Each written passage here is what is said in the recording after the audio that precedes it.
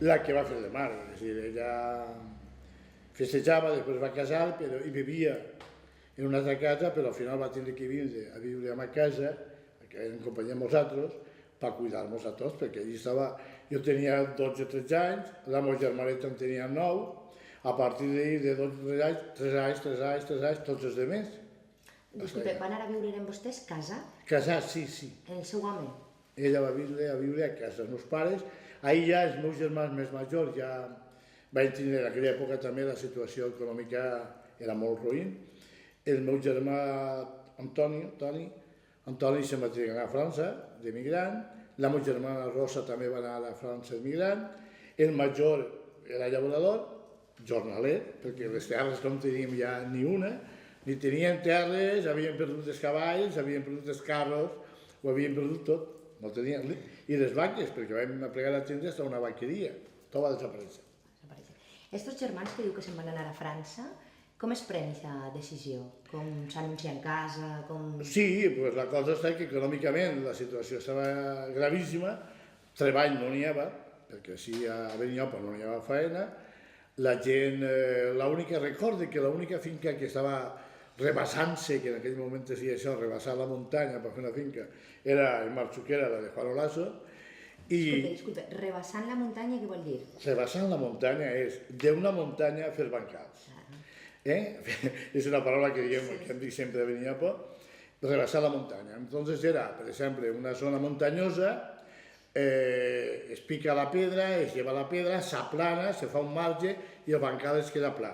Entonces dalt fa una altra terrassa, podríem dir. Aquestes bancalades de terrassa, que en altres llocs han aprofitat el terreno directament i han fet uns marges, uns murs, uns marges, i allí poquet a poquet, tal com el terreno donava, però així no, així el que fa és llevar-se la pedra, fer una esplanada, el mur, una altra dalt, una altra esplanada i així n'així. Quant de temps podia durar des que es començava a... Una rebaixa, anys. Fins que la terra començava a ser productiva? Anys. De veres que sí, anys. Rebaixar la muntanya era anys. I això estava fent una finca determinada? Sí, una finca no, n'hi havia diverses finques així a Benillopa i a Gandia se n'han fet moltes així, per la zona de Marxuquera se feien moltes finques a rebaixar, que diuen. Una de les primeres va ser la de Olaso, que era la casa del rei, antigament es deia casa del rei, prop de la casa del Cigró i prop de la finca de la baronesa, i allí van començar a fer les rebaixades, les que més gent de Benillopa anava allí. Això era una finca que eren finques privades que volien d'alguna manera augmentar el seu terreny, perquè eren finques que tenien... Sí. No eren finques pobres, no eren llauradors pobres... No, eren comerciants, en aquella època, Olaso era un dels comerciants més importants, i n'hi ha que reconèixer que es va donar feina a molta gent. O sigui, contratava gent del poble? Sí, la gent de Pedací a treballar. Què ocorria també? Pues que en aquest moment, com la situació era tan greu en tota Espanya, pues quan va venir també una emigració massiva de la zona, per exemple, que m'ho deien Castella, perquè era de Castella la Nova, Albacete, Ciutat Real, així. Entonces ocorrís que pocs jornals i més gent per treballar, al final molta gent d'ací se n'anà a l'estranger. Aleshores, ara, tornant a això que estava contant-me del seu germà, com decidixen anar-se'n cap? Bueno, pues resulta que per les circumstàncies de la guerra, de les coses, jo tenia un cosí germà que va tenir que anar-se'n a França. Resulta que se'n va a França perquè ell ja se n'havia anat de jove a França, abans de la guerra, abans de tot, el meu cosí se n'havia anat a França. Ell havia nascut a Benillopa, podríem dir que tenia quasi l'edat de mon pare, era el nebot de mon pare, però com era fill del germà major, quasi eren de la mateixa edat. El meu cosí Toni, que també deia Toni, se'n va jove a França. Allí coneix una altra xica, que era espanyola, per cert, de Valladolid, Rio Seco, i es casen a Toulouse i tenen allí família. Abans de guerra venen així i tal, es comencen ja a quedar-se, ell fa viatges a França, però també es queda durant la guerra així, després de quedar-se'n, coses que li passen, jo tot això ho conté en un llibre que ha fet no fa molt, tinc un llibre escrit, no s'ha publicat però està escrit, i ell en poques paraules, per resumir ràpidament, ell és una persona molt inquieta, molt a la societat, pertany al sindicat anarquista, vol voler coses, però també és una persona molt exigent en la justícia. Ell té unes idees molt clares, el que no consenteix és que juntar aquestes idees n'hi hagi coses que no estan dins del que ell considera que deu ser un bon republicà o un bon senatista, així de clar. Com són, el que sabeu, assassinats, almenys en aquesta zona, assassinats, robos, crema de l'església, moltes coses. Ell té enfrontaments, al final té que se'n va voluntari al front, perquè se la juga així ja, així tot aquell que al final no compartia amb sus correligionaris, també se la jugava, encara que fos d'ells, se la jugava, un tio me vol matar i era d'ells, els mateixos, per protestar també.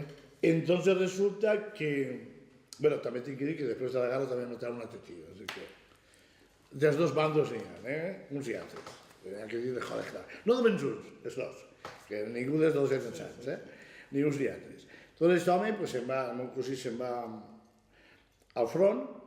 En el front també ha passat coses, com sabeu, que va passar el moment que va passar a Catalunya, entre el PIN i companyia, i el NIN, el famós NIN, i entonces què ocorreix? Que els anarquistes al final són enemics públics quasi dels altres grups, són enemics. I el ser anarquista també era jugar-se-la prou, dins del mateix front. Això del tir per darrere era sense voler-se disparat el fusil i ell al final se'n va, pega a fugir i se'n va a França, se'n torna a França. Durant aquesta època està passant i tornant, passant i tornant. Va venir una mala època, es va escriure una novel·la, cosa que va fer ja, perquè quan ja ha plegat allí, que acaba la guerra, pues ell està allí, a França. Però què passa en França entonces? Que aplega la invasió dels alemans, de Hitler. Entonces també se l'està jugant. És a dir, que el pobre xic se l'està jugant allà, així, perquè al final els mateixos correligionaris ja no eren tan amics. Després perquè Franco era Franco, les coses clares. I després perquè allà estava l'altre senyor, que també, el senyor Pedralba, en aquest sentit, que també, el que no era el seu pareix, també li tocava. Total, que al final va tornar a Espanya, ja a l'època de Franco, me l'agaren a la frontera, està en un camp de concentració d'Espanya, de rehabilitació que diuen, en campament de rehabilitació, allà amb el Bastro, per allà a la frontera.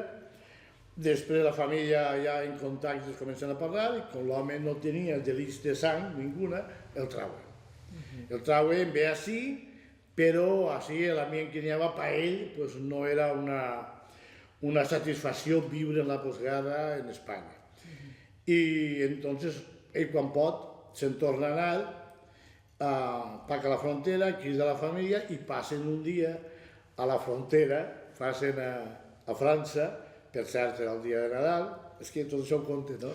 Era el dia de Nadal i és interessant que us ho compte, perquè ja havia replegat a la dona i els xiquets, estava a prop de Puigcerdà, creua la frontera i en el moment que creua la part espanyola plega la francesa i quan la pleguen allí a la garita del francès o de la gendarmerie es troba que estava la Guàrdia Civil i la gendarmerie tots junts dinant el dia de Nadal. De moment els gustos no li lleva ningú, es comencen a parlar que si el tornen, que si no el tornen, que si tal, i al final un dels guàrdies civils diu, mira, va, és Nadal, que passa.